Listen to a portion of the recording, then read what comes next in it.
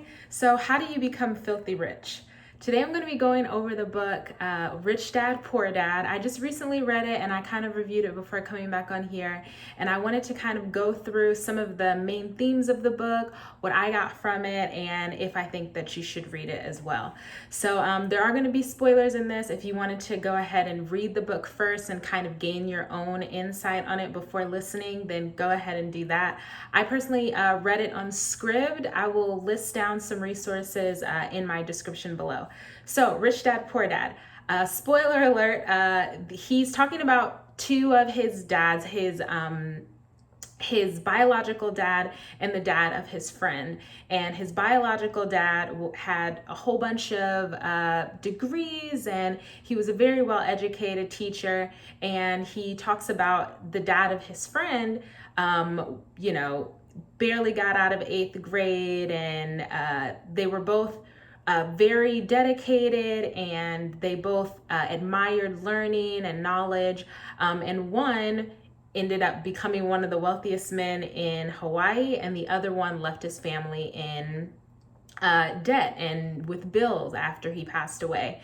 And he says, even though I admired both of my dads in each respect, the one that, became the richest man in the world, I followed his financial advice, even though he only had an 8th grade education. So he kind of brings starts the book like that, kind of discussing both of his dads and talking about the one with a lot of book learning and degrees. And then he talks about this one with the 8th grade education. He talks about how much money one had and how much debt and bills the other one had. And he kind of makes you make your own assumptions in the book. And then he says, who had the most money? It was this dad over here, the one with the 8th grade education. So it was really interesting just to start the book off like that, for you to kind of make your own assumptions and then for him to tell you, because I think, especially I'm a millennial, I'm almost 30 now. Oh my gosh, I'm almost 30 in 3 years. But especially growing up, as children of baby boomers and stuff, you grow up with the concept that you have to work really hard for money, and that the degrees are what are going to get you to this higher financial status. And although he does very strongly press in on the importance of learning, he says that there's a lot of different ways to learn, and a lot of us are growing up and we've learned to believe that we should always just work hard for money. And one of the first chapters in the book is don't work hard for money, make your money work hard for you. He talks about how money is just this illusion, this concept that we have created, and the important thing is not to just be working and learning a skill so you can work under someone else, but how are you making your money go out as soldiers and bring you back money and actually let you to enjoy the luxuries of your life, instead of working for 40 years and being like, oh, maybe I have a little bit of money at the end. So he has a few different concepts in the book that he goes over. One of the main things that he talks about is becoming financially literate. So the ways that he says the best way to do that is by learning accounting. So learn how to read numbers, learn the concept of numbers. If you don't know how to do that, that is something that he really presses in upon. Another thing that he talks about is learning markets. What is this market doing? What is this market doing? How does it trend upward? How does it trend downward? What is the supply and demand of the market? Understanding that helps you to learn how to make your money work for you. He talks about investments, how to start learning more about that. And he also talks about laws. So there's different kinds of income. There's earned income, there's passive income, there's dividend income, things of that nature. And he says, if you realize earned income is actually the most highly taxed income, and you have to use the laws in your favor to not have to be paying all of this money to the government all the time. And he talks about how, one of the worst things that we've been brought up to believe is that, one, you have to work really hard for money, and two is that money is like the root of all evil, you know. And it's that kind of mindset that really keeps us impoverished and keeps us being the most highly taxed, you know, people who are working for earned income, getting in massive debt, and not learning about money in school and being financially literate in school, and how that's really like harming us. So it's a really interesting book to me. I gained a lot from it, and there's more to it than just what I was saying in this. Like, I would highly recommend the read. He discusses in the book as well learning how to pay yourself first. And I talked about this in one of my other videos before. I think I have like about 7 videos up, and I think you should check those out, like health and wellness videos. But he talks about paying yourself first. And the concept of that is what happens usually in our lives is that we get our money, right, from our earned income, from our jobs, and what gets taken out first? So our taxes get taken out. So we pay Mr. Government Man first, and then we have this compilation or this combination of bills for rent and utilities and the car note and the mortgage, all this sort of things. And we pay these other people first. And then at the end, we may have this small paltry amount, if anything, to work with for ourselves.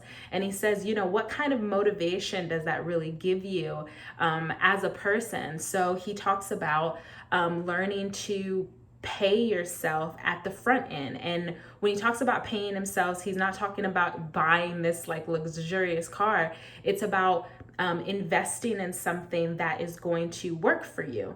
And he says the way to make money and the way to be rich is understanding what your assets and liabilities are. And that's how he kind of goes into the concept of learning what accounting is. What is actually an asset? Is it bringing you income, and is it working for you, or is it a liability? Or is this taking money out of your pocket? And he kind of gives ideas of, a home isn't an asset, and if that's the biggest asset that you think you have, then you're in a troubling financial position, because it actually ends up taking money out of your pocket and it becomes a liability. So he really gives a different perspective than what we, at least my generation, kind of grew up to believe. And I think it's kind of encouraging for people who have this ingrained mentality that this is how it's supposed to go, but they don't really want to go in that path. And they think there's something wrong here, but I don't really know what it is. I don't really know like how to conceptualize it or how to go in a different direction. And he kind of teaches you, hey, there is another way to do this, and it perhaps and likely is the better way to go about this. So it was a good book for me.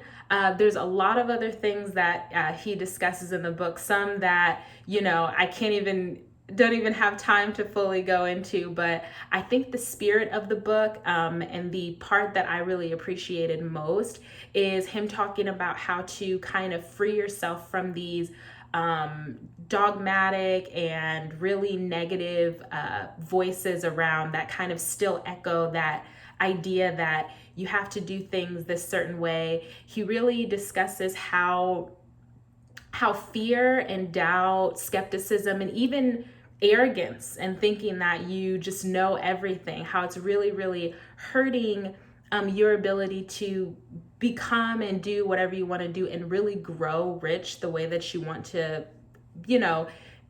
being able to have options. That's his biggest thing. He's like, well, why do you even want to become financially literate?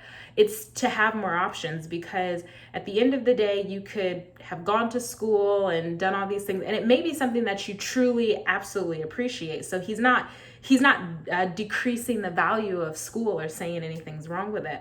But if you lose your job there and you're not financially literate and you don't understand the concept of how to make money work for you, then you could really get yourself in a bind. And, those bills are still there. And understanding these things and always opening yourself up to learn and hear new ideas and concepts, that is what helps you to have more options. And he talks about what you think you know is, it's old. In this information era where everything is changing constantly, you have to be able to adapt to the change, and you have to be able to always be able to expand your ability to learn.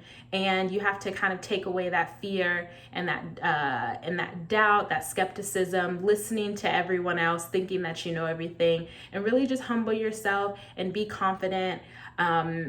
He says in the book that your mind is your absolute most valuable asset and your most valuable tool. So really invest in that. And I encourage you guys to do that today. I really like the book. Once again, I'll list down in the description where you can find the book on Amazon. I listened to it on Scribd. It's really good. I always recommend for self-help books, don't just read them one time. I read it one time, I'm gonna read it again. These things like can constantly supply us, and they can help us rereading them, relearning them, getting different stuff from the book every time. That's really like what you can really gain from it. He has a few more books, and what he discusses heavily in the book, because he does this, he talks about real estate investments. So if you're someone who's interested in real estate, I would also kind of say, hey, maybe you should read the book, because he gives a little bit of insight in on there. And it was some things that I'm not really into real estate, so I didn't connect with it all the way, but I did find some useful information in there, and it's something that I may like look into a little bit later.